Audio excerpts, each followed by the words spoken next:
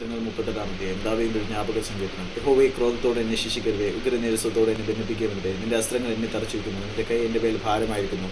നിന്റെ നീരസം ഹേതുവായി എൻ്റെ ദേഹത്തിൽ സൗഖ്യമില്ല, എൻ്റെ പാപം ഹേതുവായി എൻ്റെ അസ്ഥികളിൽ സ്വസ്ഥതയുമില്ല.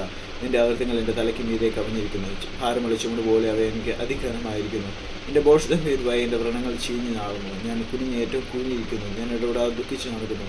എൻ്റെ അരയിൽ വരൾച്ച നിറഞ്ഞിരിക്കുന്നു, എൻ്റെ ദേഹത്തിൽ സൗഖ്യമില്ല, ഞാൻ അത്യന്തം ക്ഷീണിച്ച് അത്യന്തം താഴ്ന്നിരിക്കുന്നു. എൻ്റെ ഹൃദയത്തിലെ ഞരക്കം നിമിത്തം ഞാൻ അലർന്നു. കർത്താവേ, എൻ്റെ ആഗ്രഹമൊക്കെ നിന്റെ മുമ്പിലിരിക്കുന്നു, എൻ്റെ ഞരക്കം നിനക്ക് മറന്നിരിക്കുന്നതുമില്ല. എൻ്റെ നെഞ്ചിരിക്കുന്നു, ഞാൻ വശം കെട്ടിരിക്കുന്നു, എൻ്റെ കണ്ണിൻ്റെ വെളിച്ചവും എനിക്കില്ലാതെയായി.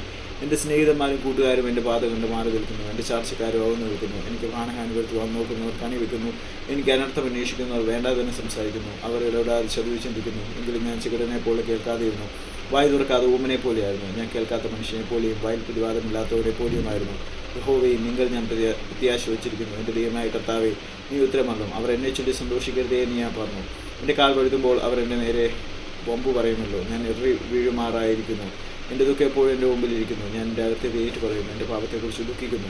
എൻ്റെ ശത്രുക്കളോ ജീവനും ബലവുമുള്ളവർ, എന്നെ വെറുതെ പായിക്കുന്നവർ പെരുകിയിരിക്കുന്നു. ഞാൻ നന്മ പിന്തുടരുകയാൽ അവരെനിക്ക് വിരോധികളായ നന്മയ്ക്ക് പകരം തിന്മ ചെയ്യുന്നു. യഹോവേ, എന്നെ കൈവിടരുതേ, എൻ്റെ ദൈവമേ എന്നോട് അകന്നിരിക്കരുതേ. എൻ്റെ രക്ഷയാകുന്ന കർത്താവേ, എൻ്റെ സഹായത്തിന് വേഗം വരയണമേ.